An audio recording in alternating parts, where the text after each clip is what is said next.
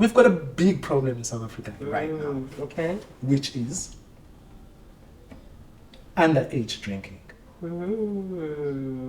And nobody seems to want to talk about this thing. Okay. So I went to the Himalayas, Nepal, came back. And I started noticing this thing, that we're drinkers. We drink. Our kids, 10-year-olds, 15-year-olds, and we are accepting this. Yeah, we are saying it's okay. It's like a norm. Yeah? We are saying to our kids, no, so you're selling pie start when don't sell it up but you are encouraging something that you don't know about.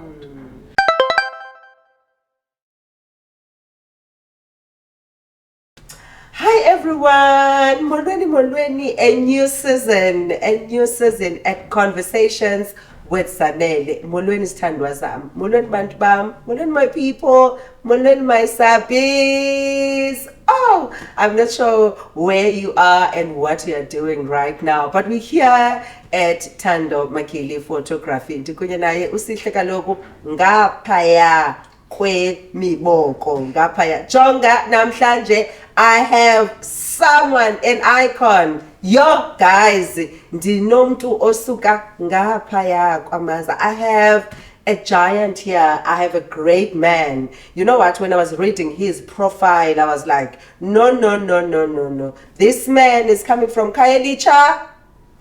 Khayelitsha is not a jungle. Khayelitsha is the best. If we can have Mr. Loyiso Koyana, I mean, go to your Instagram, go to your Facebook and just click Loyiso, search on your button there, Loyiso Koyana, and you'll see the amazing work that this guy has been doing. Look, I'm so inspired by sitting with him, like in Diva, Imelika. I sense the spirit of America, I sense the spirit of England, I sense the spirit of Switzerland, I sense the spirit of Ghana. I mean, the guy is traveling. The guy is a traveler. And Saba will. Yo, and I'm hosting Loyiso, guys. Welcome, Mr. Loyiso. Guys, utravelishile ukuza kule podcast.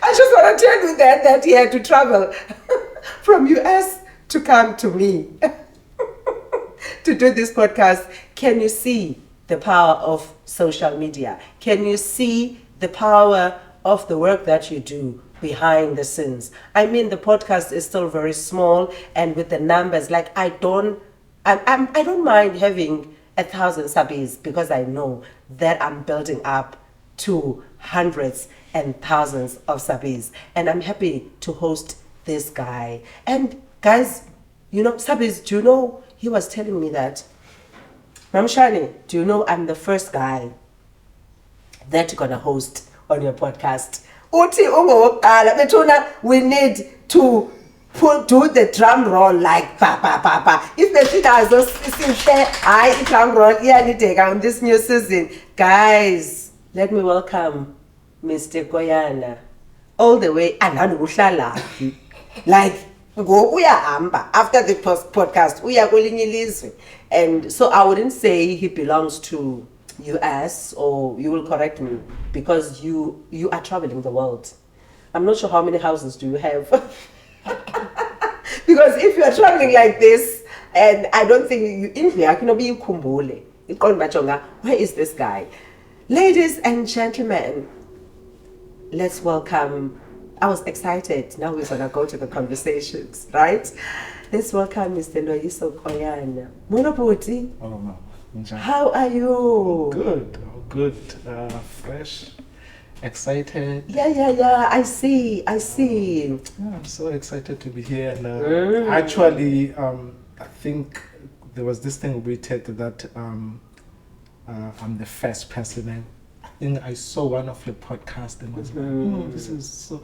And then you said, Sihle and Thando. I was like, I know these people, these are my people. And I immediately after that, I called Sihle and I said, and I have a podcast there. And then, eventually we connected. Yeah. Sure, guys. This is a legend.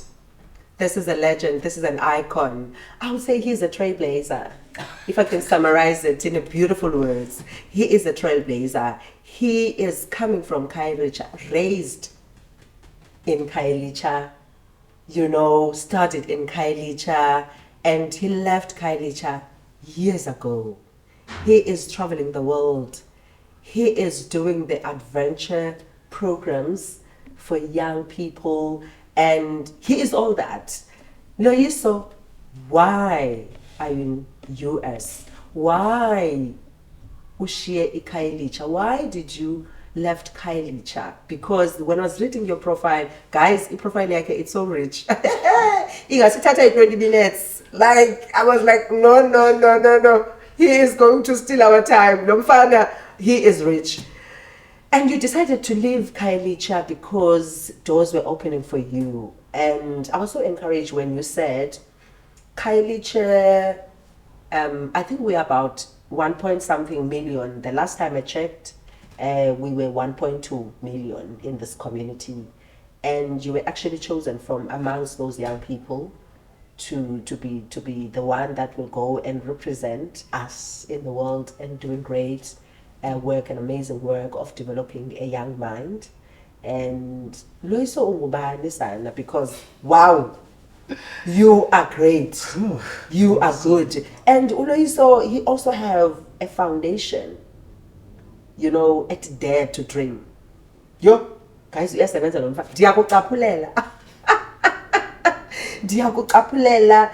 And he just realized ukuthi eKhayelitsha, there are a lot of things that are happening. HIV is here, we know. Drugs are here in our communities. Unemployment, it's here. Kids are not studying. Kids cannot continue living the lives that they were dreaming about. But you're coming from Khayelitsha and you're saying dare to dream. Like you actually have a dream, and you need to pursue that dream, and you need to do it as a young child, and you need to do it as a young boy, as a young girl that comes from these disadvantaged communities of Khayelitsha. So who are you, Loyiso? So Loyiso, I was born in Langa. Okay. Grew up in Khayelitsha. Grew up in Gooks. Okay. And stayed in Khayelitsha. Okay.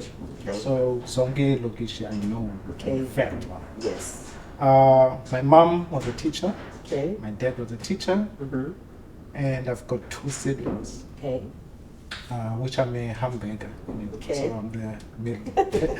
Okay. So I come from a very, I think I'll say strong, rooted families. Yes. From my mom and so the Leonard family as well. The Leonard family. Yeah. Because if the mother and the father, the teachers. Yeah. So yeah. So no choice. So my mom. I would say then in those days that they were really well educated. Yes, yes. So there was 2 teachers, there were 2 nurses, there was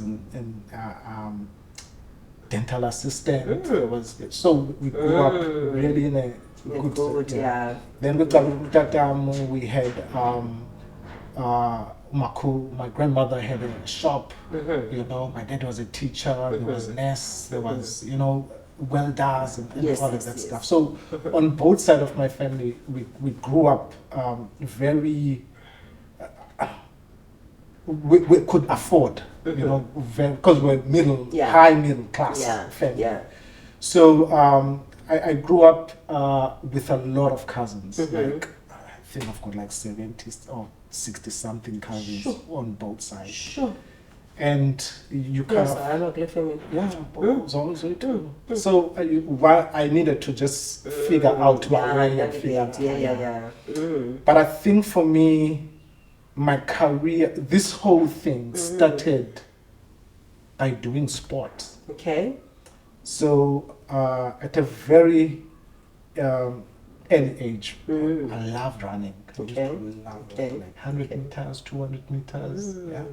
Love. Then it was soccer. I was like, I can do this and all of that. But I think the greatest thing growing up in all of these spaces was the encouragement I think that my mom had towards me. Amazing. It's just like, well, do whatever we want to do. Sure. You know?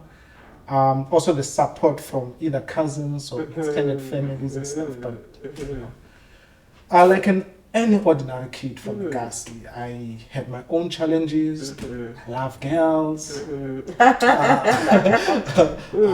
Was mischievous and all of that stuff. But one thing that for me that was always in my head. So my dad was a teacher. Okay. So that time was ngaba tishara bathandwa sisikolo sonke, but he trained. Yabazi musoba tishara that drinks and yeah. So that was my dad. And I think I didn't start drinking till later in life in Yam because I was so scared of look like my dad when he's drunk and all of that, you know. So I've got a growth of a young person waselokshini that had girls, that was papa schooling, and so I just had a normal life, you know. But I think growing up, I knew exactly what I wanted to do. Like it could be, it's a sport. I knew that I wanted to run, soccer. I wanted to play soccer, cricket. I wanted to play cricket. And once I've selected what I want, I get started. I'll put effort to it. Yeah. So I think my whole journey then started at Luhlaza. Yes. Okay. High school, and so when I first came in Luhlaza, I was an athlete. Okay. Then from athlete to a soccer player, so athlete soccer player to a rugby, to cricket. In that year, I also opened up the library that is existing right now in Luhlaza. I was the chairman of it. Wow. Wow, shout out to the Plaza. So it was when we started, there was library, but there was literally no books. But my mom then was working for an organization called Read. And Who Read was an organization that was giving books and all of books to schools and to read and all of that stuff. Then I went to the principal and said, look, I want us to rejuvenate the library. Yeah. So then I became a chairman, and a friend of mine then became vice chairman, and we built it up the library. So when I left that year, was my final year, we had a library that was working. And ever since then, that library has been working. I think one of the things that... So you left when you were doing grade 12? Yes. Okay. Then the library was working, and sometimes whenever I come there, I always go to the library. Definitely. Working and all of that stuff. So did you receive any awards for that? Or recognition? Yeah. I was a chairman. So Yes. But then in my final year, I had an award of the Sportsman of the Year because I was a captain of athletics. I was playing soccer. You know, I was just busy that year. So I was executive SRC and library chairman. So I had so much in my hands. I had all of that, and also girls on the side. You know, just a mix of everything. And then, which is something is missing right now. So Luhlaza used to be called a black model school. Okay. Yes. Yeah. So we had literally everything and everything. Clubs and societies, sports, and all of these things. And then I joined a program, youth, which was called Urali. Okay. And Urali was exposing young people, different young people from different schools. So we come to this project, there will be white people, colored people, but it was all about leadership. Yeah. And then I was there, I was elected to school to be in leadership, then I went. And then went to this program for a year. I had a friend, he was white, and he introduced me to surfing. I was like, black people don't surf. All the stereotype stuff. And then the following year, we were chosen the leaders of different groups Okay. to go to a camp Okay. in Cinnabeg. Okay. From that SEF From- program. Yeah, from that rally program. Okay. Rally. Okay. Yeah, so rally would take like 120 kids from different schools. Okay. And then out of that 120, 10 will be elected to be, they used to say veterans, to the next program. So when the next 120 come, there will be student and there's a good program along the line that becomes leaders in that. So I was elected to that. But then in those 10 students, we then went to a Cinnabeg. It was I think an 8-day program. Sure. Where you in your backpack and you're hiking and you are climbing, rock climbing, you sleep outside, all of that stuff. This is where all my career started. Okay. So on this day we were doing abseiling and all of this stuff. But you know when you are in the mountains, you see like, okay, there's people there. You think I met. But as you are standing, like you see now, man, these are real people like coming, you know. And then the guy that was leading this group of kids, white and black, and and his name was Warren Conradi. And I stood there and I was like, is this work? Like, are you getting paid to do this? And I was like, yeah, it's like, this is what I've been doing. I was like, there's no way that you're getting paid to do this. I was like, yeah. And that was it for me. Like, that was it. Like, I knew that I want to do this. That was it. So you enjoyed it in your first exposure? First 3 days. I was just you enjoyed it and like, this is okay. What I wanted to do. Okay. And that was it. Sure. So we came back, and this happened on the 14th of April. And then the following day was my birthday. I was like, this is it for me. Sure. That's what I want to do. Sure. The rest of my life. Sure. I didn't know what it was. Okay. But this was the thing. Yeah. So finished my matric. Following, I failed my matric. Okay. And because I think these things are very important, because sometimes where I'm at, I had a lot of failures for me to be where I am. Okay. So I think people need to also understand. I love it. So I failed my matric, and I needed to go and repeat my matric. Okay. So I did repeat my matric, but I know that I'm not going to university. There's this thing that I need to do. Yes, but I just need this entry level. Yeah. And then the year that I'm repeating my matric, there was another group, which was the alumni of all the rally people. Okay. And this organization then created opportunities for young people to go overseas. So that's how I went for the first time overseas. Sure. But again, that was a journey on its own, because my mom had just stopped working. Okay. For teacher, well, she was a teacher for like, I don't know, 25 years or something. She just stopped working, and at home it was not really the same way that things used to be. So I needed to hustle for money to pay for my visa, for this and that. You know? And I remember one day I needed to get a visa. And a visa then was 350. Now it's 3,000 and something. Sure. And on this day, my mom woke up, Mama Shwane, I think it was 5 a.m. and left. 5 a.m. But I could hear, that's my mom leaving. And I think after an hour or two, she came back. She walked into my room, opened the door. She went like, that's my name. Get goosebumps. I had tears because when I was sitting there, I'm like, what did this woman have to do to get this money? Like, you know, She was not sleeping, because if she can wake up at 5 a.m. and to get the money, obviously the person that she got the money from was like, I am leaving at 5, and if you're not here, you're not going to get this money. So you better wake up and get this money. I mean, what a sacrifice. So Sure. that for me changed.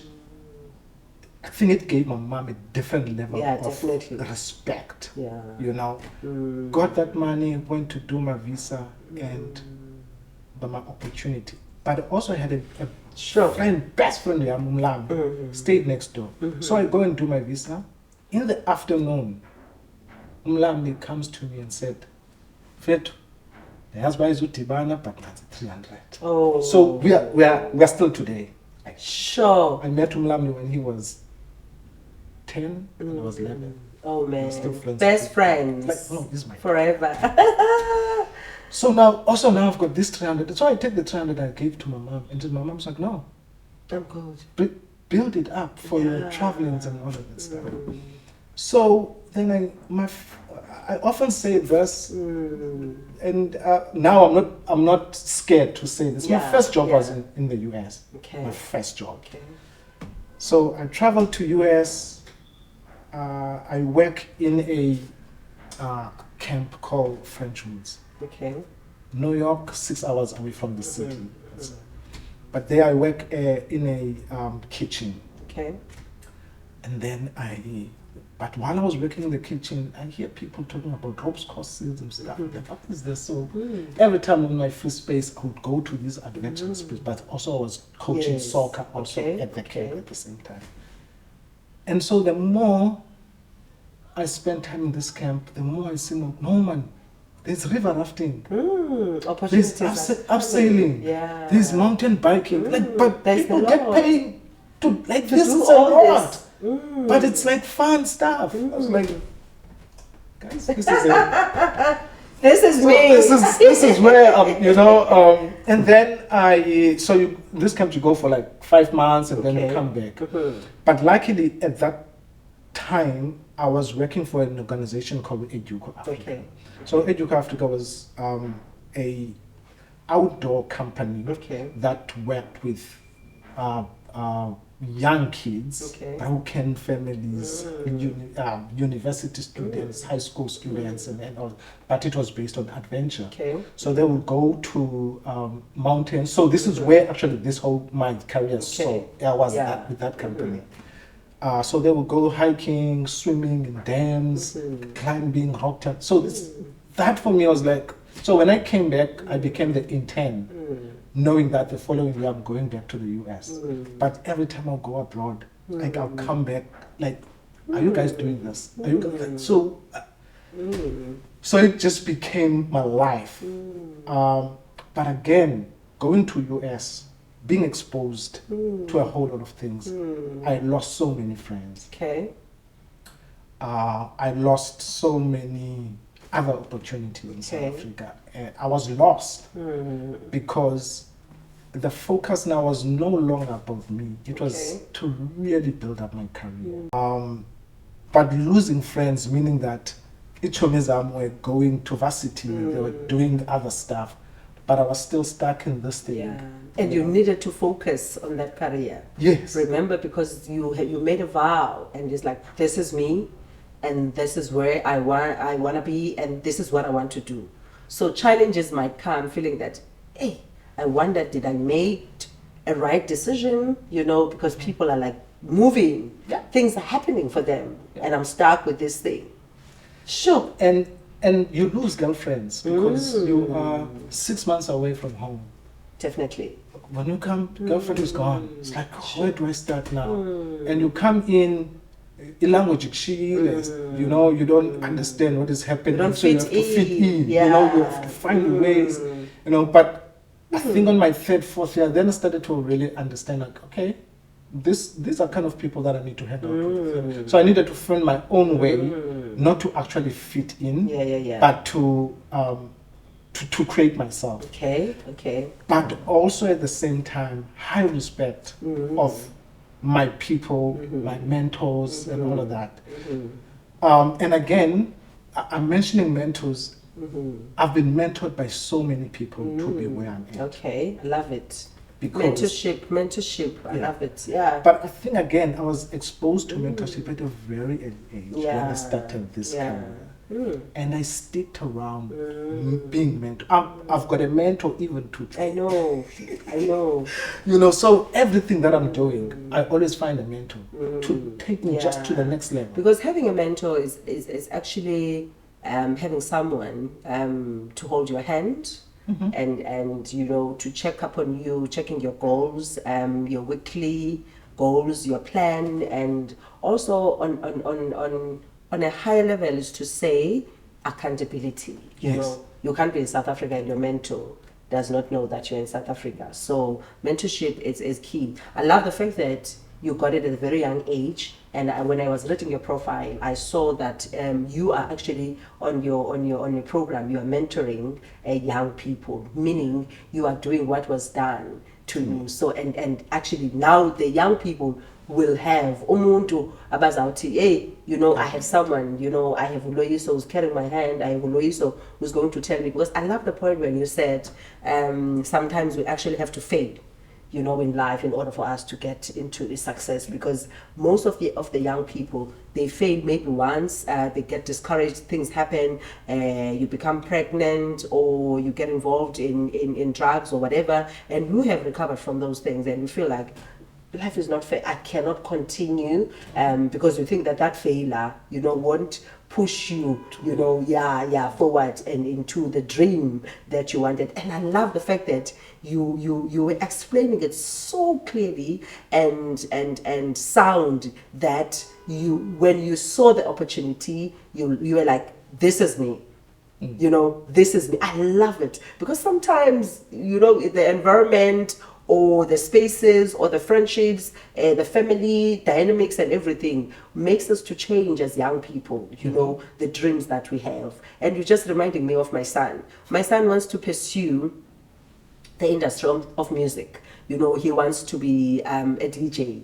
And you know most the life of DJs and be like, oh, you are cringing every day. Oh, my son is going to go to these places. And it's like, mommy, DJing is more than being there. It's like even producing and so you are actually encouraging me, you know, and to focus on my son's career and also assisting in who he was. He's got a craft, you know, and I want to say this to parents as I'm listening to Loyiso as we continue conversing, that let's actually support our children. Let's support our children in the spaces where they want to be and in the spaces where they want to explore. Because you know, because your mom was a teacher and your father was a teacher, but you wanted to do something different. And it's also fascinating to hear a young man and in South Africa, you know, doing a different, you know, career of adventuring and doing things, climbing mountains. Hey, go see me. So it's exciting. And yeah, to that mentorship, because I had this question, I was reading your profile. Now you are mentoring these young people. So are you doing the work? Are you focusing in US, or are you having branches all over where you go? Just tell me more about your work. So, my work. Where do I start? So, okay. So let me just go. So I think 2000 and. So I decided to come back. Yes. And the only thing that makes me to come back to South Africa was working for an organization in Chicago, where they were working with youth and risk kids to a camp.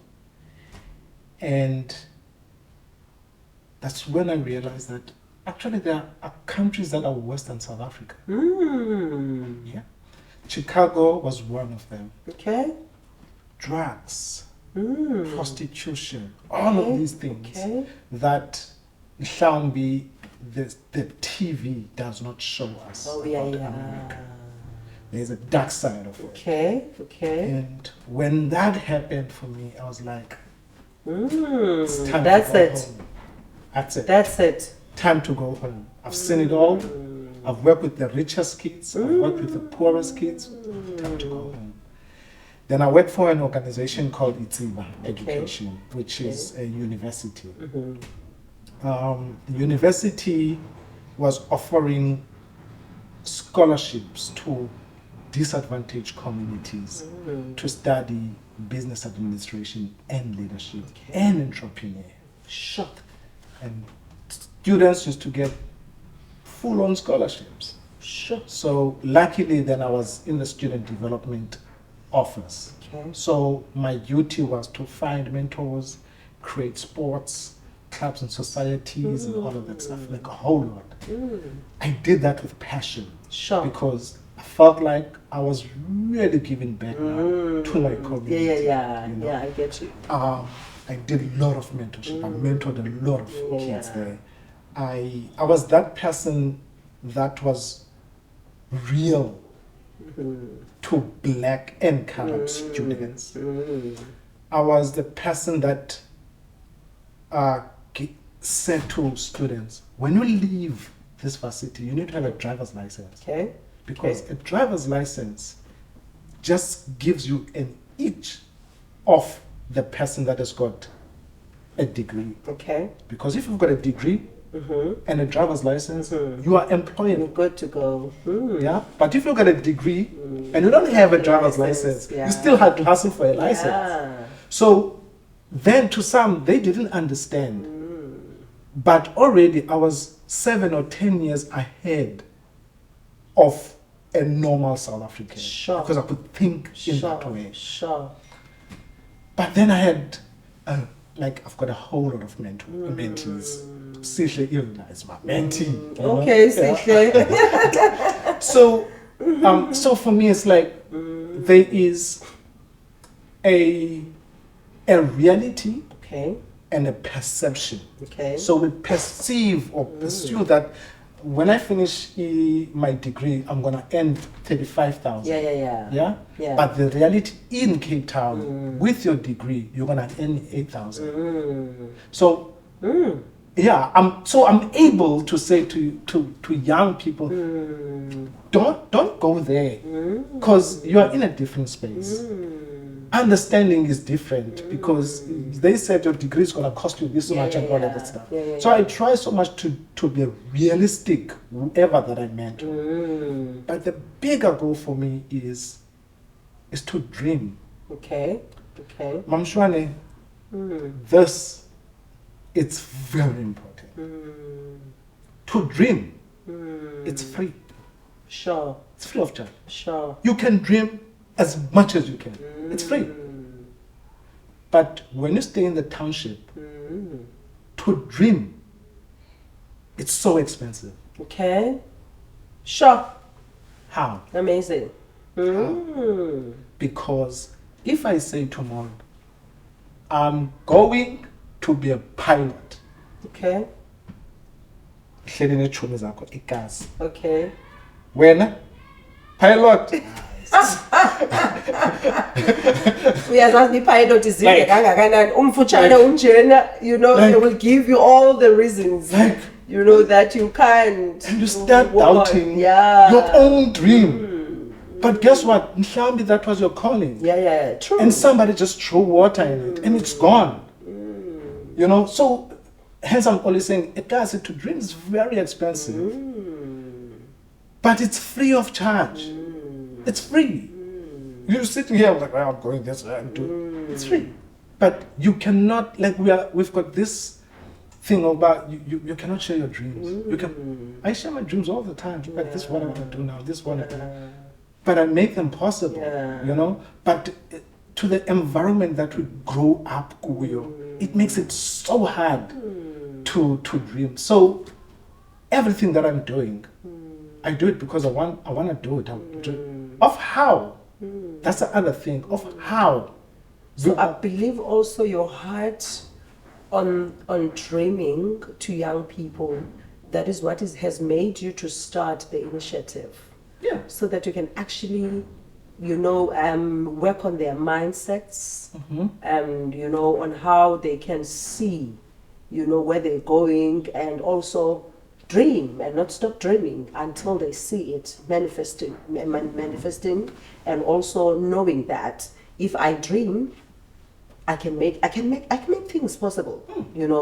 things can happen for me if I dream. So the other question that I wanted to ask you, we are getting to, like, we are deep now.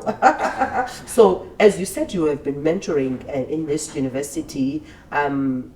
Those are the kids that are from US, or do you have? They're from Cape Town. They're from Cape Town. So at some point I came back to South Africa. Okay. And then, so I worked in the university for 5 years. And remember when I started this show before, I said I decided to wear my working clothes. Yes. So this is how I dress and all of that. Yeah? So when I worked, so I worked for 5 years. And I was behind the desk. I needed to be tied. I was like, this is so I worked for 5 years, and then I decided, well, I still wanna do my dreams. I wanna consult. I wanna train young people. I wanna mentor. So I decided, I'm gonna work 3 days. A week. And then I'm gonna have 2 days and a weekend. So I'm good 4 days. But I was willing to lose 50% of what I was earning. Sure. And figure out ways. But again, that space created so many other opportunities. I was one of the first people in Kailicha to bring companies with tours and introduce them to entrepreneurs. Sure. One of the first. I used to bring Bidvest executives to, there was a guy called Lufefe, Spinach King. Yes. There was a guy called Sizwe that used to do Iyeza. Silodoto was here, upper ways red. Yes. There was another Utata who used to cook for Nelson Mandela, Lingelishe Training Center. Yes. So I found these entrepreneurs, but then I would bring these people and said, these are your CEOs. Listen to them, but buy everything that they're selling. True. True. So I would have all of these big companies coming to and exposing. I think Ulufefe got something out of it. Yes. I know. So I started this because I just feel like we've got entrepreneurs, but why do they not expose and all of that stuff? So I was one of the first people that started doing these things, and then at some point I stopped. But recruiting young people and sending overseas, it was an ongoing thing for me. But still, always mentor. And to a point, so this is where there's a twist in my story. So at some point, so you love something so much that it becomes a burden to you. Okay. Yeah. At some point, what I do, it became a burden to me. Because it's a purpose.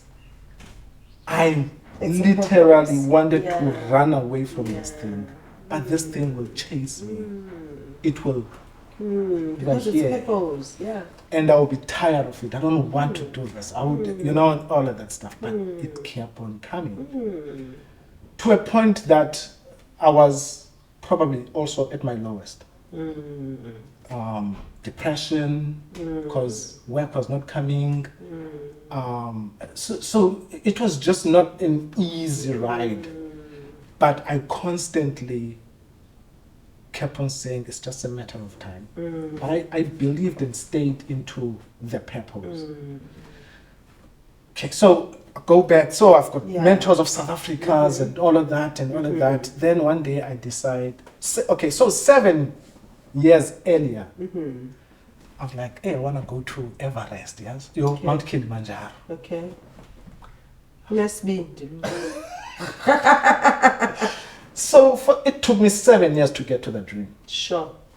But eventually, and so my dream was to climb Kilimanjaro.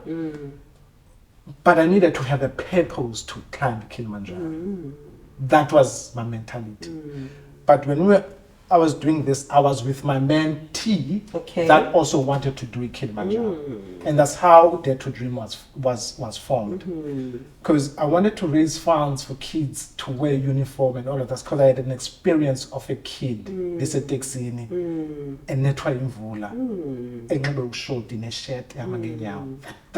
That for me just really shook me. So when I was doing Kilimanjaro, that was the dream. The dream. So I then climbed Kilimanjaro.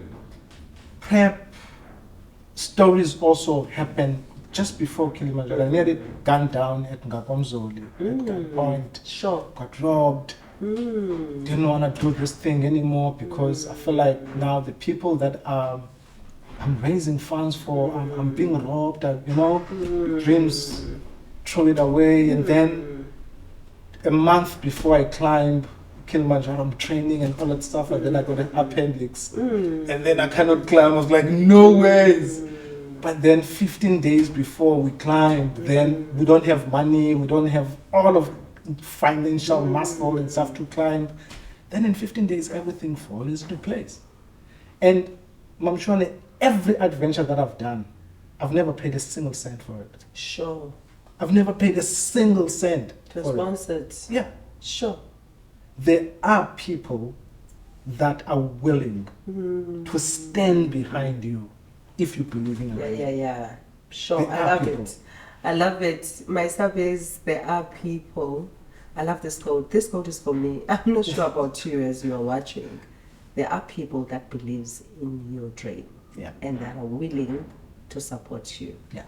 It could be financial. That hit from home. It could be equipment. It could be a place to stay, and all. But there are people that will fund you. So climbed Kilimanjaro for 6 days. I nearly died in Kilimanjaro. Climbed all the way. Yeah. So we climbed so it took us 6 days to climb, and then the peak itself, you climb it for. The peak itself is size Table Mountain.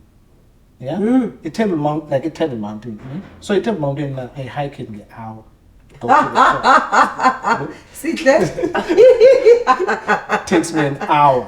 But when I'm really fit, like 45 minutes. Wow! A table mountain is just an hour for you to hike. Go see oh guys, I'm dying.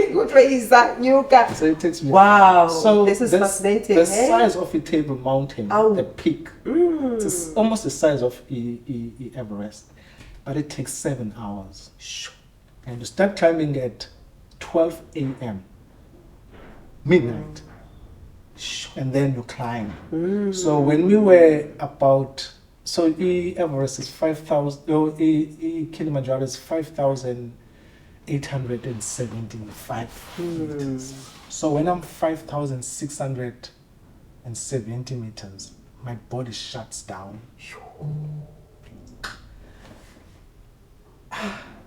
Like at that point, I'm like, Loyiso, there are people that invested in you. You are 200 meters to the top. Nancy. My body has failed me. I'm vomiting. I can't stand. Sure. Headaches. Sure. I'm like, so I'm going with one of my mentees, Luanda. Did Luanda go?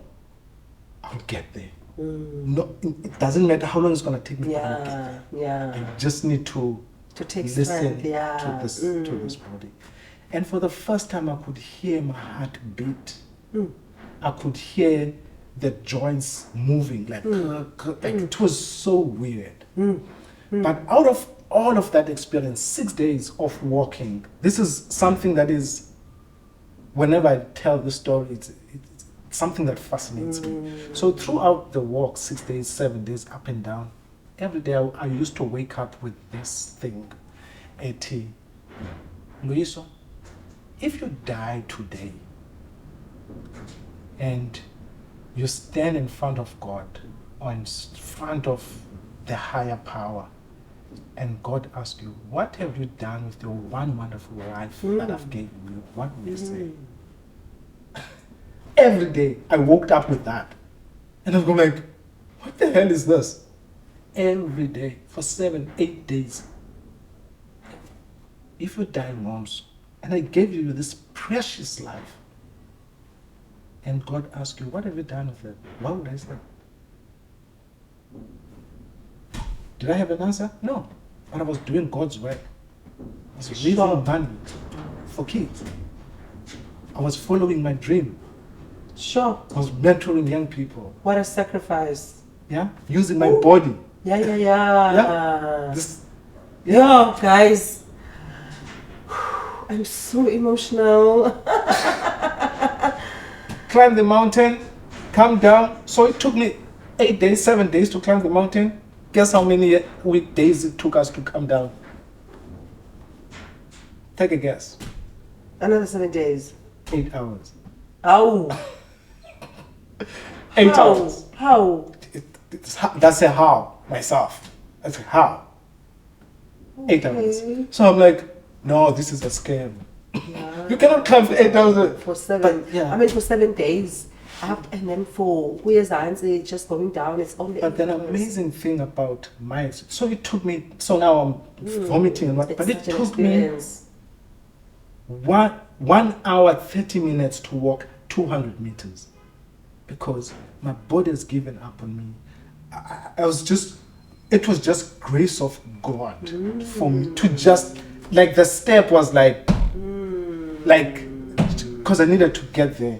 And you can only stand there on top for 30 minutes and that's it. And then you need to come down. But in that year, for the first time, I was the highest person in Africa. At that time, wow.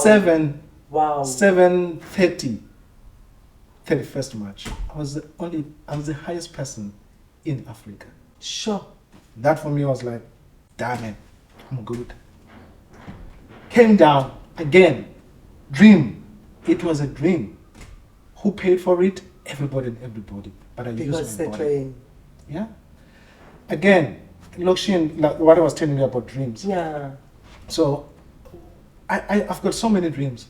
I still want to discover stuff. I still want to do a whole lot of other things. So I'm not the best person to read. I don't like books. But we are now as I'm sitting with you. You're such a brave human being. On top of Mount Kilimanjaro, that year, it was minus 35. That's a fridge. That's a fridge. But I went there and up. Minus 35. Jonga, as I say, convector into the church thing. Sit as yay, no weapon formed against you will ever prosper. Jonga, you are indeed a trailblazer. Amen. So then life happens. I lost work, consult, figuring out stuff.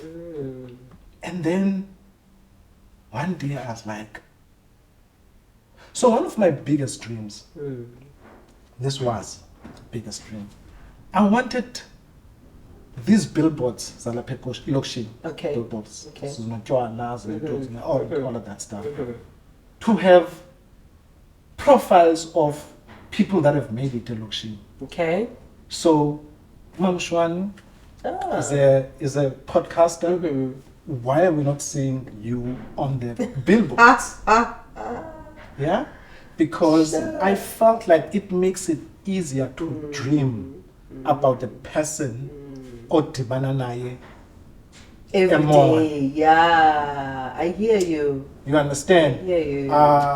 We've got Uputluv Yohan. Yes. Why billboard tackers? Because we're seeing these people every day. And they are making an impact in the community. Yes. They are opening doors for others. They are doing mentorship. They are training. I mean, they are here for the development of the community. Yeah. And for a black child. We've got Sindile, bicycle. Yes, yes. Why profile like is not there? But why do we have? Yes, I know. You know. So that was my dream. It's like, why don't we have these things so that our kids can dream? Andifuni baphuphe ngoBeyonce. Andifuni baphuphe ngomuntu abambonayo every day. Whether une-fall zakhe and what, but they need to dream about every day. You know? Then at some point, I wrote a book called Finding Loyiso Koyana. Yeah. So I wrote the book based on, I just felt like, I think my story needs to be heard. Ndisuke elokishini, grew up in elokishini. I've traveled 4 continents. Sure. Close to 52 countries. Sure. And almost 200 and something cities. And still continuing. Sure. Sabawe. And I think out of all of them, I only paid one. Everything's always paid for. Yeah? So I felt like I've got a story to tell to an ordinary South African, to an ordinary kid, to an entrepreneur, anybody else. I founded so many entrepreneurs. Like in my database, I've got 100 of entrepreneurs that. But again, when I was writing the book, it was wrote by Uhlanga, which is an entrepreneur. Yes. It was Peter. Yeah, he's the one that edited it. The cover was designed by I can't write, but it works with Uzimkita. Okay. So again, I tried to use entrepreneurs as a machine. You understand? And ecosystem. Yes. Because we here and we are from Ekasi, so this money must actually revolve around us. So my thing was like, I wanted my story to be heard by ordinary South Africans. The story, the whole book is really about my story. When I was born till when doctor told us your mom is dead. So the book ends there.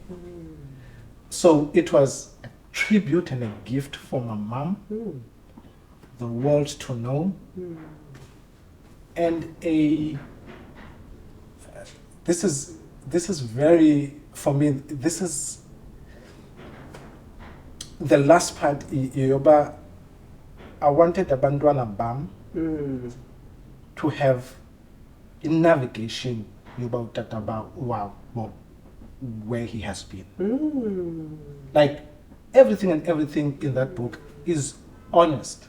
Sure. To girlfriends and what, like detail. Yeah?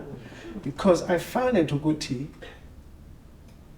we lose so much directions because we don't know abazali bethu what they've been. We don't know about umama kontatako badibana njani. We don't know the family bloodlines. You know, there are so many pieces that we are missing. And if you at least know, and that affects you as a person. Okay. As a person. Okay. Now I know, Ekaya, there is a bloodline yenkliziyo. So, my dad of inclusive, my dad died of inclusive. My wazala with a whole inclusive. So now I know that there's this bloodlines and stuff, you know. So that's very important. So now when I understand the good tea, hey, send the pillar more trouble they make. You understand? So I wrote the book for that. But again, I did a launch of that book. Okay. Where? Yeah. That is Viva. Okay. When it was the peak of COVID, but the regulations were I'll show you the pictures. You would walk in there, you go like, Access Viva. Okay. So, again, I wanted people to have an experience of a book launch. An experience. Yeah. So we had a company, Cape something, decorating. Okay. Again, it was me saying, hey, I'm launching a book, man, don't this day. And this guy was like, do you need to decor? I was like, yeah, but I don't have money. And he was like, don't worry. As long that you can pay amachita lazobeka all the petrol. Cool. Sure. 125,000 decorations. Sure. I paid 2,500. Wow. So in the launch, you paid 550. Yeah? In your goodie bag, Okay. you had a book, Mm-hmm. you had a chocolate, wine glass chocolate by a guy Usandiso from Makasa, that's Okay. chocolate. Okay. You had a gluten-free biscuit that is done by Uzikona. Mhm. She used to do it. Yes, yes. There was a lady who's this girl now? But now she was doing the juice and the wine. And all these were entrepreneurs. And you would win, I think, 150,000 for 3 families. Silusapo, a funeral. Yes, yeah? yes. 3. Mkhululi. Yeah, Mkhululi. Mhm. 3 donated that. We had another girl, Namsha, that was doing facials and stuff. 5 people got out of that. So it was, and then we had a 3-course meal that was donated by Chef Lungiano. And we also had 70 bicycles from A-Culture Cycles. Wow. So we go to bag, yeah, we put my bicycle, Wow. and all of these things. Again, I needed to look at opportunities that are out there and how can people benefit from these things. So the book is designed and done in Luxin. There's all of these things that say Luxin. In that one day or 2 days, they were family fed in that. So that's how I look at things. So that's the book. And so the book went out. Okay. Now it's under construction. Okay. And next year, September, Okay. the book is going to be launched. The 2nd edition of the book Wow. in New York. Definitely. So we are going to relaunch the book in New York. And again, it's channels looking at Yeah. So It is going to be a sold out, eh? I know it's going to be The little. pre-order will be closed and like, no, we done. So I'm busy now Printing trying to copies. put a thing that will make this whole thing live, whatever that you're gonna do. Okay. So that's it's it. a process. Yeah. But now I want to just move again, I think, to the work that I do now. So now I work I don't know how many jobs I've got from now, but I work right now. So last 3 years of my life, it was like literally a steep, because now I was really struggling financially. I was struggling mentally. I was struggling emotionally. Things. Yeah. A whole lot of things. I started to doubt myself. I lost passion of stuff that are normal, and everything was just hard. Like to a point that I broke down. Literally, I was in a depression clinic for like 3 weeks or something. Sure. Life became dark. I was financially bad, in a bad state. Okay. I needed to support. I needed to feed my. Okay. Things became dark. Yeah. That is after COVID, right? This is just really after COVID. Yeah, I know. And I had COVID was opportunities that were lined up, and everything, and things just didn't add up. And I literally broke down. To a point, at some point, I literally planned, I'm gonna take my life. Sure. Like, that's how bad it was. I had whole plan, but I'd take it. And then I was like, on the day that I was planning to take my To life, commit suicide. I get a strange phone call from a child friend that I haven't spoken for 8 years. It's like, how are you?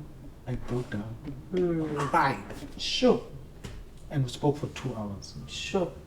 As I'm about to drop, you know when you're about to drop your phone, Yeah. but there's another call coming. Coming So in. I look, it's my uncle. So I drop this one, I pick up my uncle. And then my uncle was like, how are you doing? You Sure. break down. God Again. just send the angels for you. So there were 3 at calls that time. that happened at that particular point that made me to go like, it's okay. I'm not supposed to die. Not today. I'm not dying. And then Sure. everything just went like this. Shift. Like just slowly. And then I got a contract in the US as a ropes director. So the ropes course is challenging courses. You go up the trees and you do team buildings and stuff. So got that. That, when I said yes to that job, floodgates were open. Oh. Like literally. Sure. Like this. Mm. Did that perfectly. Then I got a job in Dubai and Nepal. Again, this I'm introduced now to something that I'm passionate about. It's called service projects. It's called service projects. So rich schools, mostly in Dubai and these rich countries, US, they bring kids internationally Okay. to do services. So it could be building a house, it could be planting trees, it could be anything that is a service, but has got an attachment of adventure. Yeah.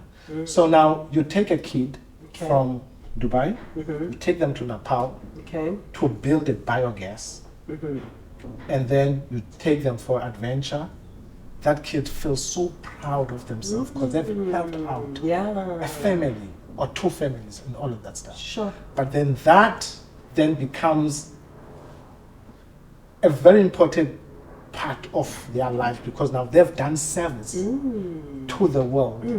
And now universities want to hear the story. Sure. They take this kid because of the profile. Yeah. Let me make an example. So the same organization, they do a project in Nairobi. So these kids, grade 8s, these are 13-year-old and 14-year-olds. They are given a program to plant. So it's a maths class and a science class. They need, for an example, we're doing a cabbage. Yeah. So they need to calculate how much would it cost to make a cabbage. Okay. Yeah. Okay. So need umhlaba ngakanani, amanzi ngakanani, temperature, umhlaba, all of that, and all of those things they need science and mathematics. Okay. Yeah. So science, they're gonna research the cabbage, tata how long umhlaba, imvula, all of that stuff, and then the math students will then calculate all of this stuff. For 6 months, they say a project, and then after 6 months, they are traveled to Nairobi Sure. to implement the project. Sure. I talk about 13-year-olds and 14-year-olds. Sure. Do it Wow. there. So these are impactful Yeah. projects. They're introduced in farming at a very young age. I mean, Yeah, but this is done now by first world war countries. But they are coming to help us. But we've got students that we don't even give them a chance to be able to do these things. Yeah? sure. So I'm introduced to this now. I'm like, what is this? But this then took me to Nepal. And Nepal is the range of Mount Everest. Okay. Yeah? And when I did Kilimanjaro, I was like, it was good for me to be highest peak in Africa. I will never do Everest. Yeah, can go. But next year, April 15 on my birthday, I want to be in Everest. Awumameli Loyiso. And the purpose for it, E1, it's a very sensitive, Okay. issue right now. Okay, why do you want to go to the mountain Everest? Okay. Why? One, because I can go there Okay. with my money Okay. and my opportunities. Okay. Because I'm going to be there. And Okay. Okay. the purpose is we've got a big problem in South Africa right now, Okay. which is underage drinking. And nobody seems to want to talk about this. Okay. So I went to the Himalayas, Nepal, came back. And I started noticing this thing, that we're drinkers. We drink. Our kids, 10-year-olds, 15-year-olds, and we are accepting this. We are saying it's okay. It's like a norm. Yeah? We are saying to our kids, no, so don't sell it up in here. But you are encouraging something that you don't know about.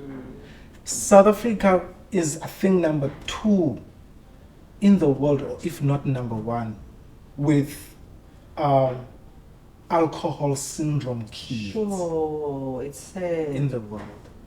It's sad, Loyiso, because sometimes over the weekend I would drive past this street. This is the street of of nightclubs in Khayelitsha. You would find the 13-year-olds. I can attest to what you're talking about. I'll park at Bonjo Garage just to sit there and observe and watch. And my heart, will be so painful that I'm thinking, I'm a parent, I'm sitting here and I'm looking at the 13-year-old opete isavana, carrying the savannah. Where is the parent at this time? This girl is here with other girls. Where is the mother? Because what I've realized is that at the same time, Loyiso, we have young girls that are raising other kids. So it's like parenting. There's an issue with parenting, because if you look at the setups zethu, Loyiso, where like years ago, okay, Tina's about the 80s, you would have a curfew time. Awungeni apha izibane zilayitile. There were rules, there were things that were set in place for us. But ngoku, young people that are parents, they can't parent their children. I'm not sure ukuthi what is happening to exactly to what you're saying, ukuthi it's South Africa. We are facing that. I mean, Ubutshwala, if you're here in Khayelitsha Friday, Saturday, you must be sure of your driving. Yeah. Because young people are in cars, they are coming from different townships, they are drinking. Again, it's not bad to drink. Okay. But we need to understand the consequences that comes with drinking. The sad part about this whole, hence I'm saying that, okay, it's not bad to drink. Yeah. But we need to understand that a brain is fully developed at about 20, 19. Okay. Yeah, fully developed. So if you're going to have a 13-year-old drinking, you are actually killing the brain. Because now this kid is exposed to alcohol at an early age. What are the chances when this kid is 18, 19, 20, that she or he may not have a kid that is going to have an alcohol syndrome in there. Yeah? And let's take it even further than that. So South Africa produce every 100 kid that is born, there is 1 or 2 kids that are born with alcohol syndrome. Yeah, 100. 100 may sound big, but 1 is not that big. Yeah. But if these ones, they grow together, it affects the economy of the country, because now you've got these kids that cannot be employable. It's got a whole ripple effect. That's one component. The second component is Do you know why these kids are like this? Do you know why these 13-year-olds drink? It's because of us. Sure. Because we've created a society that says you only need to pass 10 out of 3, Okay. which is 30%. So you only need to know 3 things out of this is 10 to be a matriculant. Ne? So that's one thing that we've created. Secondly, we are saying once you become a matriculant or passing a 10 out of 3, I love using this because it makes it easier to understand. You understand? Yeah. We are saying now you don't actually have to go to school because So, your weekend uzakuzama ngento yolanda and you're gonna drive the Mercedes Benz, you're gonna wear the weaves and the all of that stuff. Yeah. So when now the youth comes out from high school, that's what they see because it's here. So my dreams, I just need to finish high school, got 3 out of 10, then dizonqaba igucci nobanibani because and actually it's so cool to drink, but you've got a boyfriend here and all of that stuff. Yeah. That's a society that we are creating right now. And right now, youth unemployment is 45%. Sure. 45%. So youth is not working, but they drink. So one of the big things I always said.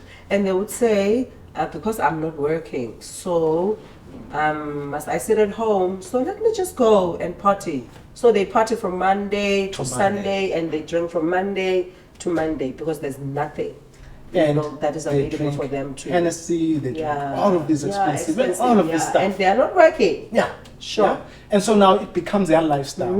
For them to feed that lifestyle, they need somebody all the time to plug. Yeah. That's a process on its. That's something else on its own. Another episode. And it goes back to what you were saying. They are not dreaming. Yeah. Because if you have a dream, you'll try to find opportunities. You'll try to see how I can pursue this dream. And sure. So, and nobody speaks about these things. Like everybody's just like. No.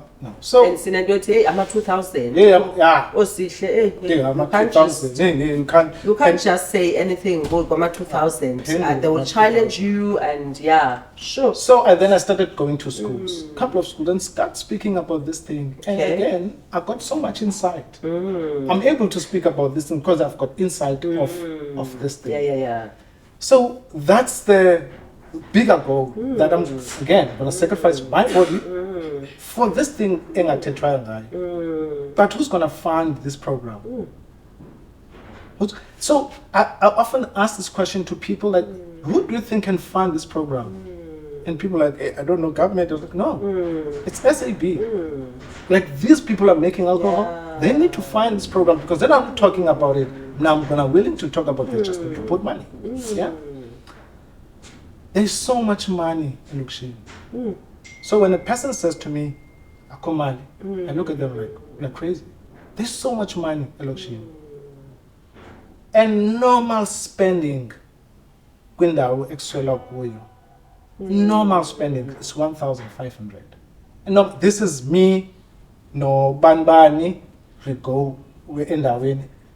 We have to spend 1,500. That's the minimum spending. Sure. Minimum 1,500. And you mean to tell me there's no money? Bring up 1,000 or buy 500, 1,500, I buy 100. There's money, guys. But it's how we use it. It's how we did all of these things. Yeah. So now, I'm doing that next year. Okay. But now I'm in this space where I'm literally headhunted of the work that I do. Sure. Just came back from Ghana. So I literally spoke to you. Yeah, I remember. Flew to South Africa. Thursday, Friday, off to Ghana. Came back. I'm going to East London. Come back. Singapore. Come back. Sure. Yeah, and it's work. But is it work for me? Not really, but it's work because it's vacation and work at the same time because I'm doing something that I love doing, I enjoy doing. So you are meeting up with young people in these places where you go, like Singapore, Kanje, or Ghana. So you are having groups that you are meeting up, or you're going to schools. So I've got a company that found me. Okay, so you're working. And they are yeah. So they like you go there, that side, and they fly me. They hotels and they're like, thank you for your service. That's my luck. Wow. And I go. Amazing. Yeah. Amazing. And there's more of that happening right now. Okay. And again, these opportunities are there. Yeah. One of my mentors used to say to me, he cannot understand the youth of today, about 2000, because they sit with so much information. Yeah, true. And they don't actually even use it. Use it. You know where that information is? Okay. Palm of their hands. In their phones. Yeah. All of that information is there. Like there. Like they're good. They're very good. It's there. But they will only go on 3 places. Facebook, TikTok, Instagram. Do you know that in Nepal, you cannot access TikTok. Oh. The whole country. You can't. So, Bamfali TikTok, they've banned TikTok, okay? It's a good tool, but it's also a messed up tool. Okay. Okay. Like because of the information that is there. Sure. It's stuff. And these are things that now when you start traveling, you get exposed. You get exposed to a whole lot of things, and when you take it at home, you go like, why are we not doing these things? Why are we not doing projects like this? When I started to go overseas, I wanted to work with police psychologically, and I was like, they were like, no, okay. We still need that. So my work has exposed me to so much in terms of understanding youth abroad and locally. And what we still need to do, I'm not perfect, but I still want to improve and develop other people. Last year I took 2 people to the US. Okay. Next year I'm trying to take 3 or 4 to the US. But every time I've got an opportunity to travel abroad or to work abroad, I don't go alone. I always find 1 or 2 kids. It's because that's the dream. That's the dream. Wow. Sabi's this information and the work that Loyiso is doing is amazing. And to my 3 last questions for you as you're about to close this podcast. Guys, I think I'm so special. Let me put it like that. You know, I'm so blessed to host such a diner. I don't know now. Let me not say I'm blessed to host such a giant. Let me just use the giant. You know, I wouldn't say the dynamite, but he is like a giant. He is all that, you know, and I believe that you owe us, Sana, in South Africa. You owe us, you know, a place where it will be built. So I'm sharing what I'm hearing, and in the atmosphere and in the spirit of God. You ubawo akupimali, and you get the funder, as you say, that your dream always have, you know, the connectors. You build up something here in Kalisha, or whether I calculate to Kwalanga, where you would reside, and you would have all this empowerment happening. I think when you get older, or that could be the legacy that you would leave for your children and the children of your children, and also abantu basekasi, because you are coming from South Africa. Go and think about what I'm saying to you, and, you know, put it down, and because we actually need these stories. This story is going to be here on YouTube for the lifetime. But if people are saying, why yapi? When's the Gandoni ngaye?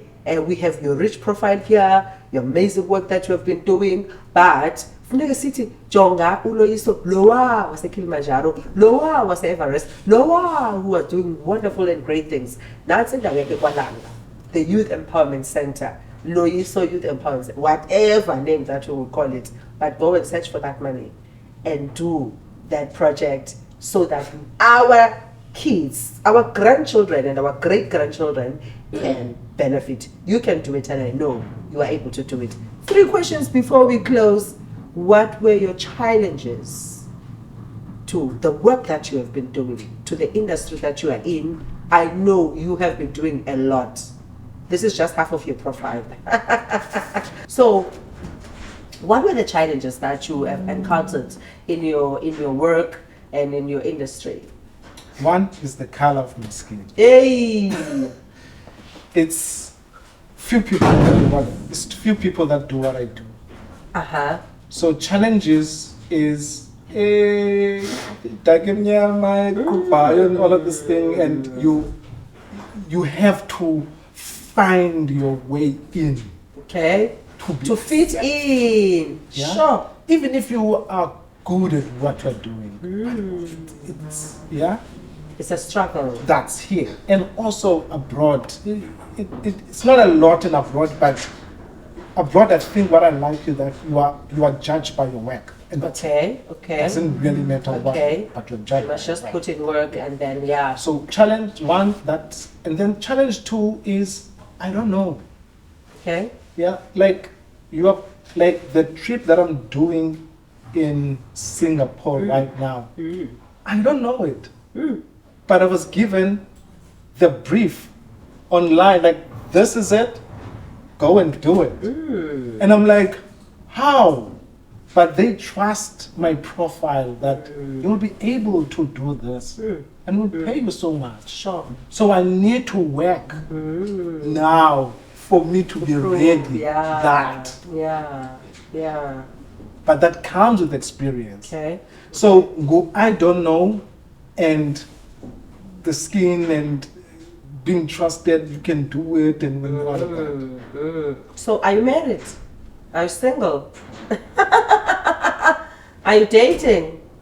Are you in a relationship? That's Because we can't just leave this space without. I'm going to the last question. Answer for its podcast. Yeah. Can't answer Guys, that right now. Like I really want to know this question because wow. I can't answer that right now. Maybe in the next second podcast, then I'll You will answer it, yeah. okay? Because you are planning to do something. Yeah. Let's say that. Oh, Loyiso. Okay, let's save it for the next podcast. Need to compose some comment section anyway, but Loyiso city story sako because he might, excite me and then he will think that I'll forget about what I've asked him. Okay, because the reason I'm asking this question, I wanted to find out how do you balance your me time? Because if you would say you are a family man, how do you cater for your children, for your wife, and your work and yourself? But then like we are in between. So as how do you balance your life, Sana? You are all that, Sana. So how do you balance? Because I usually get this question to a lot of people. You'll be shocked that I had 2 meetings before this one, the 3rd one, and I'm going to the 4th meeting. So people would always ask, how do you balance your life? So, like, I really want to know, I'm doing just a little as compared to the work that you are doing. Like, when you were speaking over the phone, you said to me, I will be traveling from this country and to that country and doing this. And I'm like, whoo, Sana, this guy is busy. And you said the other time you might not be in contact with me because the times are not the same and I'm thinking, the meantime, how do you get your time and how do you balance, Sana, your schedule, your life, Jay? After you've gone to a deep, deep. Okay. I mean, I've spoken about yes. when life just didn't happen, and now the gates are open. and they are feeding to the purpose. Okay. I feed on it. Okay. That's my me time. Mm. My me time is me waiting for 3 hours Okay. at airport Okay. on my earphones, listening to my music. Mhm. That's my me time. Okay. On a 13-hour flight from Cape Town to Doha, on my 8 hours in Doha waiting for my connect flight to United States. Those are my me time. Okay. I feed on. So you find time. I find time. You find your me time in between. in between that. Okay. And also when I work, Mm. I enjoy climbing mountains. I Okay. enjoy riding. Mm. Like, that's me. Mm. All these things that don't make sense to other people, that Okay. make sense to Okay. me, that makes me happy. Okay. That's my me time. Mm. This is my me I time know. because Mhm. as much as we are hearing my story, this is like a 20-30% of my story. Yeah. But now it's gonna be heard by thousands of other people. Yeah. That's my me time. Mm. You understand? So I'm constantly on my me time wherever I am. Mm. And I really want to answer the one that you are saying, partners and whatever. But I don't think right now it's a right time. Must not be. But I'll, next one, I promise you, Okay.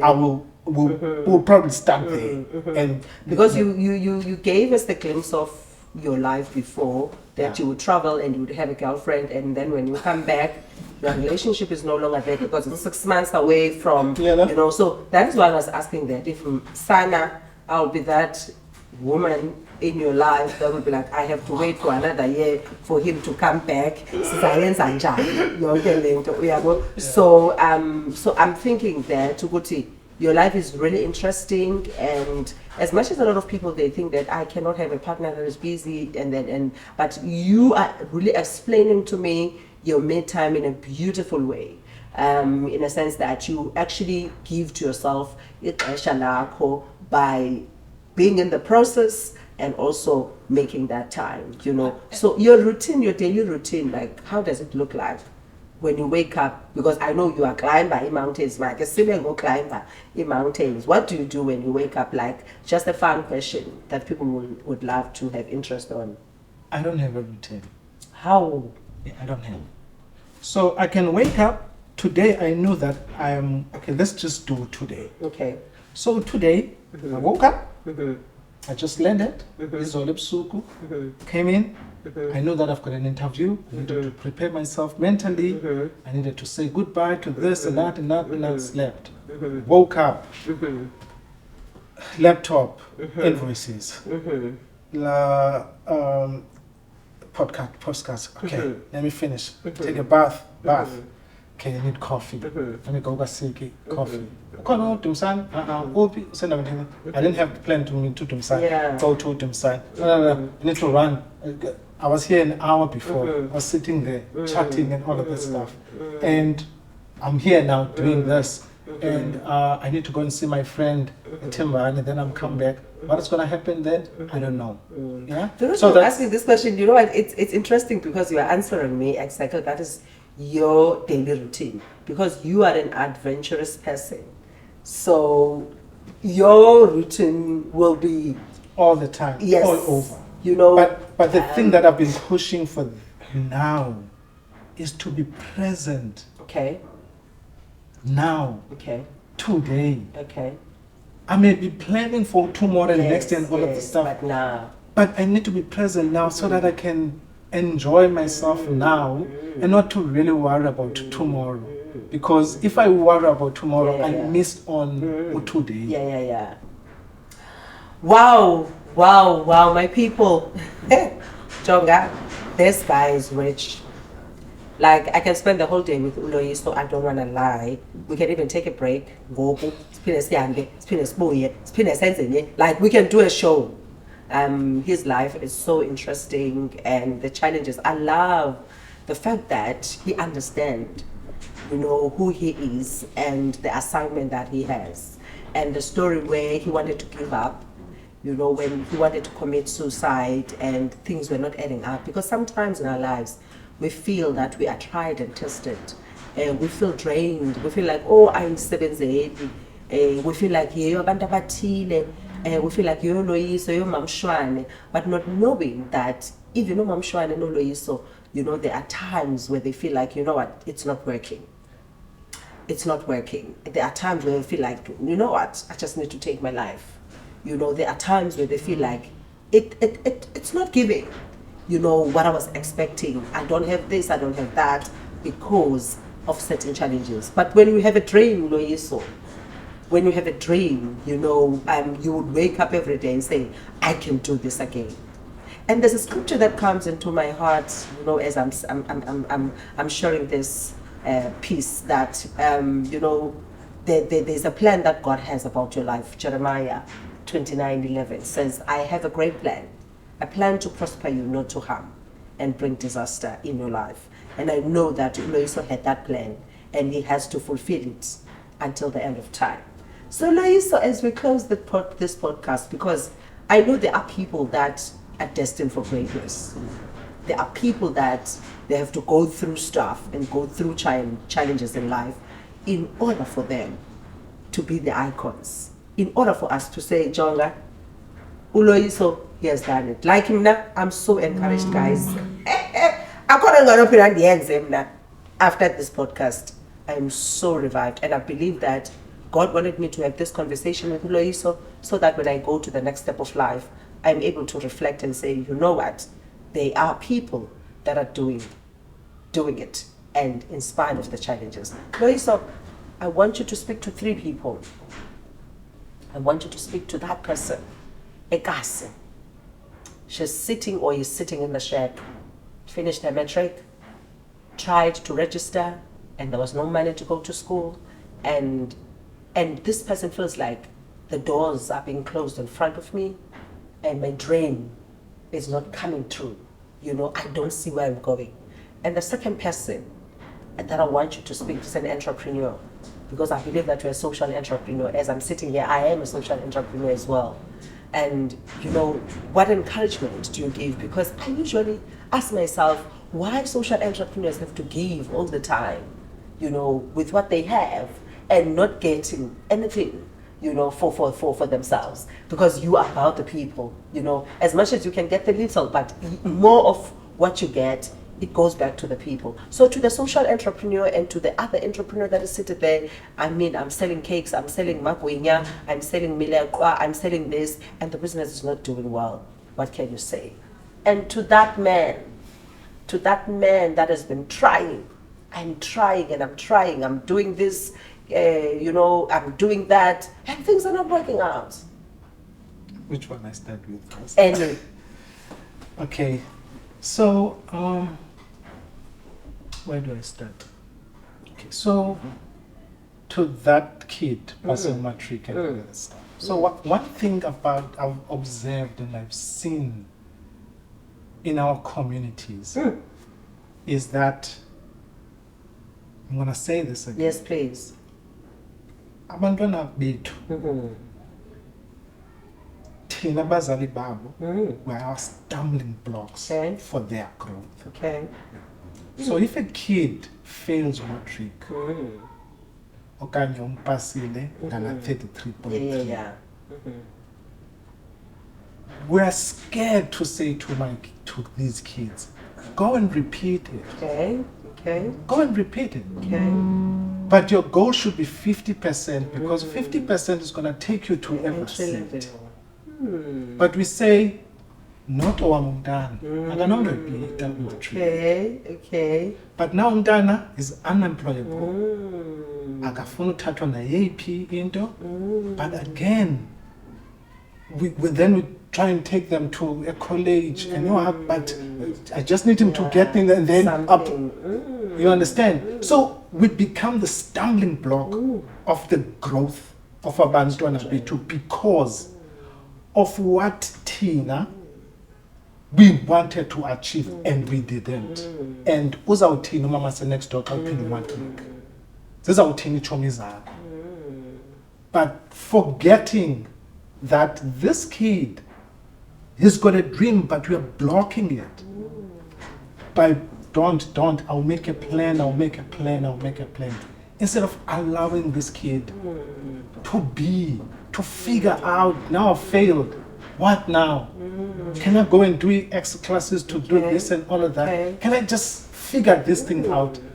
Mam Shwane, when you did your varsity or your high school or whatever, did your mama take you to varsity? No. You walked. You figured out a whole lot of things. But we think for our kids. We think what they should do. We don't allow them to be, but to support them. Yeah? But again, we're not honest enough or transparent enough to say, I don't have money to get to point A to point B. But also when you said I don't have money, you are saying to them, but I'll get you to take here 1,300. So I call them, okay, this is the, no, money gone. So we play up these tricks of, but instead of allowing these kids, because when they narrate their story, they will say one day, it was you actually that broke me. And we've had instances like that. I wanted to be a doctor. You pushed me to be a teacher. And now this kid has got regrets and doesn't like you because you forced him to a different direction that he wanted to be in there.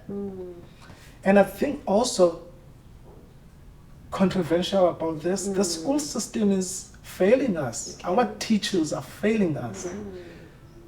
We know in the olden day,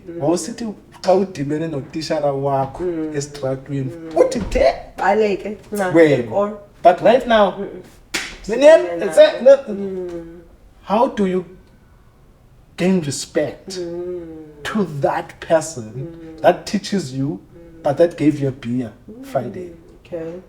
Yeah? So, and in the olden days, we had teachers that wanted to see us prosper, put us in programs. There's a school, there's a scholarship, there's this, there's that.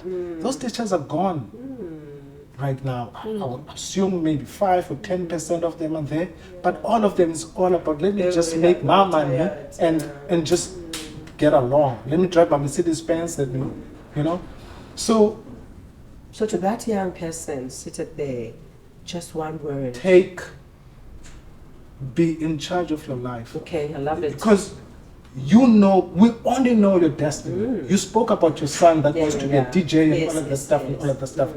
Your duty as a mother to your child is to say, okay, Loyiso, tell us something. Loyiso, you are a resource to your son. So your son wants to come up at 2, but you know that he needs to know that, dude, you need to do what you're supposed to be doing. But Nazi contact, there's a gig there, there's this, that, there's this, so that tomorrow, when he sits back, he goes like, you know what, my mom supported me through this journey, for me to be where I am. You understand? But we need to be honest to our kids, we need to be able to say, these are my guidelines, and if you break them, this is what's going to happen, and you stick to that. This and that. Because again, it's because we're playing this thing. But to a young person, take charge of your life. It's only you who knows what you want. But with great support, great resources, you are able to get where you want to be. Sure, I love it. You know what you want. Mentorship.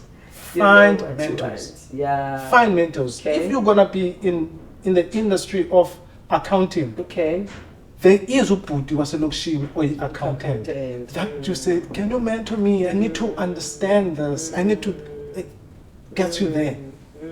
They're gonna open up doors for you. Because you are my mentor, like them they're gonna introduce you to other people. Doors are opening and opening.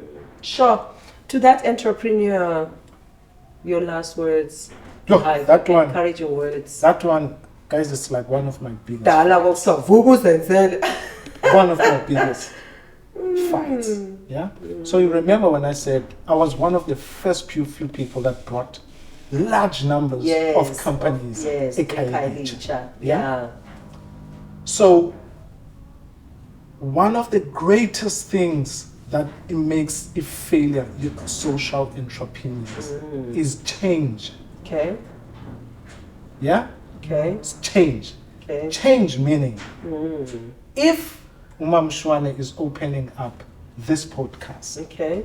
we know all podcasts are like this. Yes, yes, yes. What's different about your podcast? Okay. Okay. Yeah? What makes people want to watch it? Yeah? So if tomorrow Nitiku Umam Shwane, I want us to do a podcast, but can we do it again? Okay. Umam Shwane zata always. And these are the standard of this and that and this and this and this. But you are forgetting that rank is one of the busiest places, and you can have a lot of people watching and listening and all of that. And all. You understand? So we get stuck to what we want to protect and what know. we know. Yeah? Then you find social entrepreneurs doing the same thing over and over and over. Then you figure and the same thing, but even much better than and. Nasinyani betuna. Oh, Loyiso.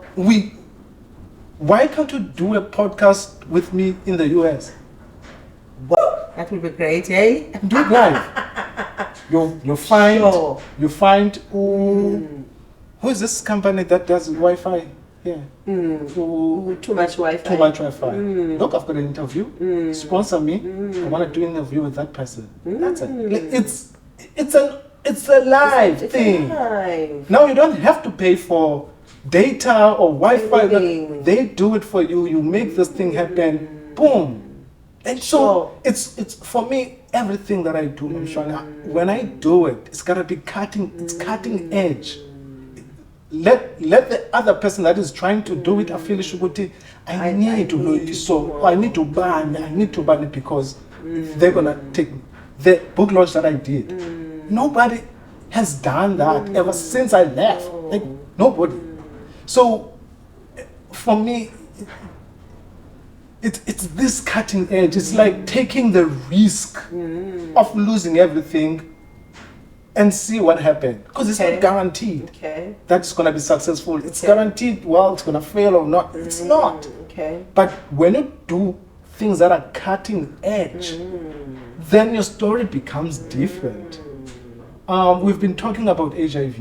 We've been talking about all of these ills. But we still do them the same way. Yeah, true. Why can't we find edges? This. You understand? So now you're saying to the entrepreneurs or social entrepreneurs, extend your territories, do something different, have exposure in different setups, change your vision there and there, and change how you do things. And listen. And try. Get ideas. Try. Like, what do you think of this? Like, again, I think one of the things about the entrepreneurs, they say, this thing is mine. I've created this thing for mine. It's not yours. It's for the people. It's for the people. Why are you creating it if it's yours? Do you have anything to lose? Yes, maybe. Maybe not. Mom Shwane, now I don't know how many businesses I've opened and I closed. Because I'm like, well, I'm going to try something different. I'm going to do this, I'm going to do that, So our entrepreneurs, they are scared to extend. They are scared to change. Because this is done by this way, it's done this way for this and this. Yeah? Just one thing. We've got a problem right now with Somalians in our communities because they are taking over. Yeah? In Lesotho right now, there's about 30, 40 people that decided they're going to open sponsor shops. And they are actually taking over their communities. Sure. Whoever that's come, they are kicking them out because now we've got this co-op that is opening sponsors. What a great idea. So we all of these things, again, you remember when I said confidence? They are there. They're on YouTube. They are all That information is sitting there, but we just don't want to do it. So I call myself a jumper. Okay. So a jumper is a person that just jump into things. I don't feel what like this one I wanna do, I just jump. Sure. If ukwishark, zawuphuma ngespeed. Wow, nguye guys. Kwalemba waqabela iKilimanjaro lo mfana. He's not scared. So it's stuff like that for me that when we start we start being aware that what could change changes. It's okay to change. Then things are gonna happen. Wow. As we close, another fun question. As you travel these countries, do you learn their language? Which languages do you speak?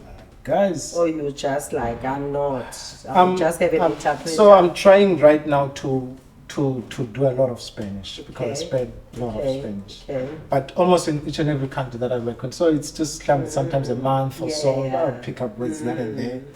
But I think right now that I spend most of my time right now in the US, so it's Spanish and English, and so I'm just trying to get there. To learn, To learn that. But it's not really, like English is mostly a common used language and stuff. But I'm trying to learn other languages and stuff. But I think for me, probably the last words is our dreams, I think, are designed to be. I think we are born with what we are. Okay, so let me just put this thing. So I think my book start like this. When I was born, I feel like Iznyanya Zoglomama, Tata had a meeting to say, who are we sending there to do this duty? Yeah? And then I volunteered that, I think him, yeah? Then got to Aikefetu, was our Puma through this family to go and do this. Yeah? So I came out knowing what I'm supposed to do. So if you look at a kid between 0 and 7, that's actually the time that they know their vision and what they are here to do. But 8, 9, 10, then it gets filtered. Filtered. They say that at that age, their minds are like a sponge. So whatever that you say, they suck it in. Yeah. So but that kid knows it purpose that is sent. Yeah. And when it's overshadowed with everything that had happened, emotional, mental, and all of that stuff, then move to a corner, to a certain corner. But sometimes you try and live your life so much that when you find it, you are stuck with nobody can. But sometimes, you know when it happens mostly? When that's where we actually give up. When it's about like to break, we give up. Sure. Like, I've been pushing. I've been like, I can't. So we get to depression. We get to this, but it's just a matter of just. Sure. But if you could have just stayed a bit, just a bit, you would have like, what's happening? So it may be the worst time. It may be it's not happening, but it's just a matter of time. Sure. Just a matter of time. Sure. And when that matter of time happens, floodgates open. Sure. And you go like, So I cannot say what I'm sharing is right. I cannot say what's sharing is wrong. But the pressure, you sit with the pressure. True. But I often say to most of my friends, to most of the people that are close to me, it's just a matter of, and you feel it and you know.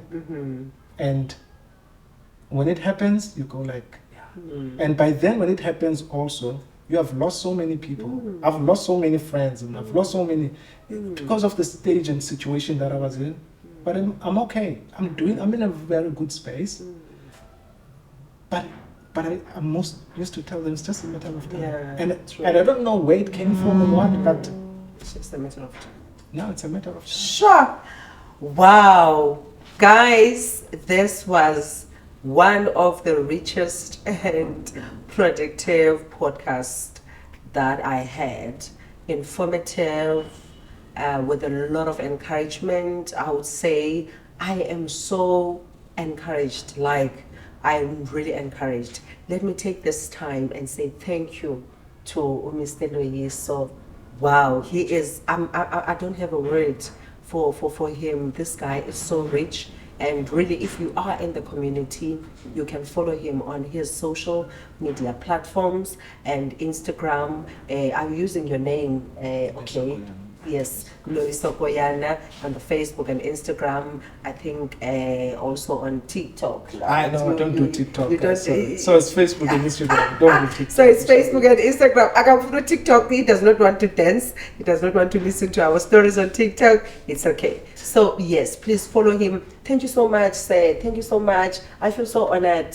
I feel so honored to host such a powerful and the dynamic, a person and the speaker, a publisher, a book writer. I mean, you have all that. A mentor, a traveler, an adventurer. He is all that. He is all that. The future is bright for the township, communities, and I'm still saying this, that he has to open up his own mentorship academy or whatever. I feel it can have the academy to be part of it. So let's sponsor him. Those that are sponsoring Loyiso, continue doing that work of the Lord and making sure that he's building that space and he's coming back to invest in Cape Town and in the communities. Mna kaloku umama wenu uZanele Shwane kunye naye usihle bethu kaMakili sithi masivale. Let's close this chapter and we're going to see each other soon and very soon. We are back on our podcast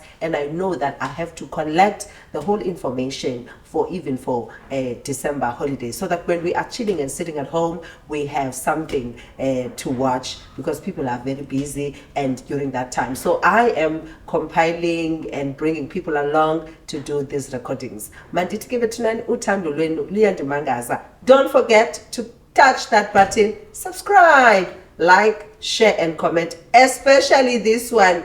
Hey bethuna, sinida apha viewership epha 25K. Siyacela bethuna, because this message has to go and cross the world, has to be there on our socials. Share bethuna. I can't wait to hold his book in my hands. I don't mean it because I would want to read more about him. Enkosi sihle, mandibulele kuye uthando, mandibulele kuwe manbutwam. Thank you for being a great storyteller. Like azange ndingaboreki mna. He is such a great storyteller. He's also passionate about what he's talking about, and he also has influence, and you can feel someone who has impact in the lives of people. Masithi bethunani uthando lwenu lusanele. Bye.